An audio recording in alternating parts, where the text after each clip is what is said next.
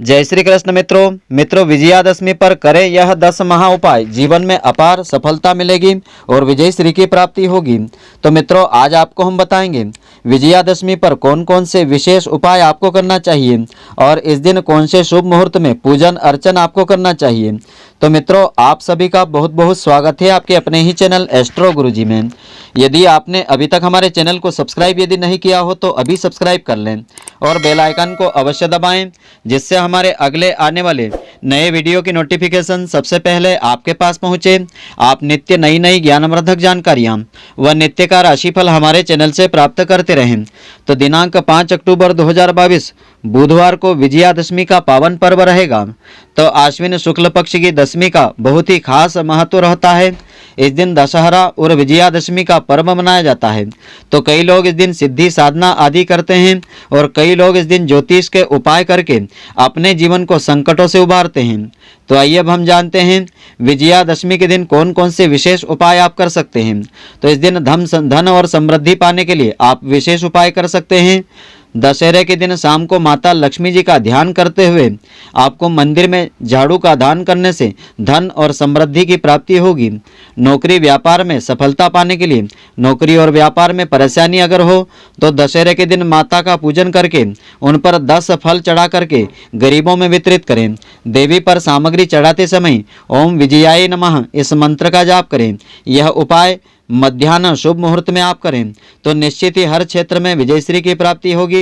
और ऐसा माना जाता है कि श्री राम ने भी रावण को परास्त करने के बाद मध्यकाल में पूजन किया था। और इसके अलावा कोर्ट कचहरी से मुक्ति पाने के लिए, किसी केस आदि में सफलता पाने के लिए आप विशेष उपाय कर सकते हैं। दशहरे के दिन शमी के पेड़ के नीचे दीपक जलाने से सभी तरह के केस से मुक्ति मिल जाती है। शमी के पेड़ के नीचे दीपक जलाने से सौभाग्य की भी प्राप्ति होती है। और इस दिन शुभता और विजयश्री पाने के लिए विशेष उपाय आप कर सकते हैं। तो भगवान श्री राम ने रावण का वध करने से पूर्व नीलकंठ का दर्शन किया था। नीलकंठ को शिव जी का स्वरूप माना जाता है, अतः दशहरे के दिन इसे देखना, इसका दर्शन करना अत्यंत शुभ फलदायी रहता है। और कारोबार में वृद्धि के लिए, कारोबार में यदि लगातार घाटा हो रहा हो तो दशहरे के दिन एक नारियल 1.25 मीटर पीले वस्त्र में लपेट करके एक जनेऊ जोड़ा और 1.25 पाव मिठाई के साथ साथ आसपास के किसी भी राम मंदिर में आपको अर्पित करना चाहिए। तो तत्काल ही व्यापार में आपको अच्छी सफलता प्राप्त होने लगेगी। और उत्तम सेहत के लिए, अच्छे स्वास्थ्य के लिए आप विशेष उपाय कर सकते हैं। तो बीमारी या संकट हटाने के लिए एक साबुत पानी वाला नारियल लेवें, उसे अपने ऊपर से 21 बार वार करके किसी रावण दहन की आग में डाल देवें। ऐसा घर के सभी सदस्यों के ऊपर से वार करके करेंगे तो आपके लिए बहुत ही उत्तम होगा, सभी का स्वास्थ्य बेहतर रहेगा। और आर्थिक उन्नति पाने के लिए दशहरे से लेकर लगातार 43 दिनों तक कुत्ते को प्रतिदिन बेसन के लड्डू खिलावें। इससे आपकी धन संबंधी समस्याएं दूर होगी और कर्ज से आपको मुक्ति मिलेगी। और सभी प्रकार के संकटों से मुक्ति पाने के लिए दशहरे पर सुंदरकांड की कथा कराने से सभी लोगों की मानसिक परेशानियां दूर हो जाती है। इस दिन सुंदरकांड का पाठ करने से जीवन में विशेष सफलता मिलती है।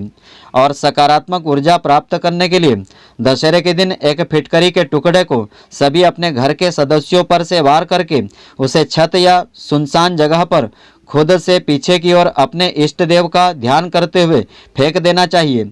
ऐसा माना जाता है, ऐसा करने से घर की हर प्रकार की नकारात्मक ऊर्जा का नाश हो जाता है। और शुभता पाने के लिए मान्यताओं के अनुसार दशहरे पर रावण दहन के बाद गुप्त दान करना बेहद ही शुभ और मंगलकारी माना जाता है। इससे जीवन में सुख समृद्धि का आगमन होता है। तो पौराणिक कथाओं के अनुसार इसी दिन भगवान श्री राम ने लंकापति रावण का वध कर दिया था और माँ दुर्गा ने भी महिषासुर नामक राक्षस का अंत किया था। इसीलिए यह पर्व विजयादशमी के नाम से जाना जाता है। रामलीलाओं में दशहरे के दिन रावण के साथ मेघनाथ और कुंभकर्ण के पुतले का दहन भी किया जाता है। इस दिन के साथ ही दुर्गा पूजा का समापन होता है। तो आइए अब हम जानते हैं दशहरे की पूजा का शुभ मुहूर्त क्या रहेगा, इसका महत्व क्या है, इस दिन आपको किस प्रकार से पूजन करना चाहिए। तो ज्योतिष शास्त्र के अनुसार दशहरा तिथि एक अबूझ मुहूर्त माना जाता है, अर्थात इसमें बिना कोई मुहूर्त देखे सभी शुभ मांगलिक कार्य संपन्न किए जा सकते हैं। अगर आप कोई नया व्यापार शुरू कर रहे हैं या फिर कुछ चीज़ खरीद रहे हैं तो इस शुभ मुहूर्त में शुभ कार्य करना हमेशा आपके लिए शुभ फलदायी रहेगा। तो इस साल दशहरा पर कई शुभ योगों का निर्माण भी हो रहा है, जिससे इस दिन का महत्व और भी बढ़ जाता है। इस दिन रवि नामक योग, सुकर्मा और धरती नाम का योग भी रहेगा। तो 4 अक्टूबर को दशहरा आरंभ होगा, दोपहर 2:20 से प्रारंभ होगा। दशहरा तिथि का समापन होगा 5 अक्टूबर को दोपहर 12 बजे समाप्त होगा। तो उदयात तिथि के अनुसार सूर्योदय के समय मौजूद तिथि से होता है, यानी जिस तिथि में वह दिन जो सूर्योदय होता है वह पर्व के अनुसार वह तिथि मान्य मानी जाती है। तो दशहरे का विशेष महत्व धर्म ग्रंथों में बताया है। दशहरे का पर्व असत्य पर सत्य की जीत और बुराई पर अच्छाई की जीत का प्रतीक होता है। इस दिन 10 दिन चलने वाले युद्ध में माँ दुर्गा ने महिषासुर का वध किया था और भगवान राम ने रावण का अंत करके लंका पर विजय प्राप्त कर ली थी। इस वजह से इस दिन शस्त्र पूजा, दुर्गा पूजा, राम पूजा और शमी पूजा का विशेष महत्व होता है। इन दोनों घटनाओं की वजह से इस पर्व को विजयादशमी के रूप में मनाया जाता है। इस दिन मां दुर्गा की प्रतिमा को विसर्जित किया जाता है। इसके साथ ही इस दिन चंडी पाठ या दुर्गा सप्तशती पाठ का हवन करने का विशेष महत्व होता है। तो दशहरा पूजन की विधि इस प्रकार से है। दशहरे की पूजा दोपहर के समय करना उत्तम रहती है। इस दिन घर के ईशान कोण में 8 कमल की पंखुड़ियों से अष्टदल कमल चक्र बनाया जाता है। इसके बाद अष्टदल के बीच में अपराजिताय नमः इस मंत्र का जप करना चाहिए और माँ दुर्गा के साथ भगवान श्री राम की पूजा करना चाहिए। इसके बाद माता जया को राइट और विजया को लेफ्ट तरफ स्थापित करना चाहिए। अब माता को रोली, अक्षत, पुष्प आदि पूजा की सामग्री अर्पित करें और भोग अर्पित करें। माता की आरती भी करें और जयकारे लगावें। तो कुछ जगहों पर गाय के गोबर से 9 गोले व 2 कटोरियां बनाई जाती हैं। इन कटोरियों में से एक में सिक्के और दूसरी में रोली, चावल, जौ व फल रखे जाते हैं। इसके बाद प्रतिमा पर जौ, केले, मूली और गुड़ आदि अर्पित कर दिए जाते हैं।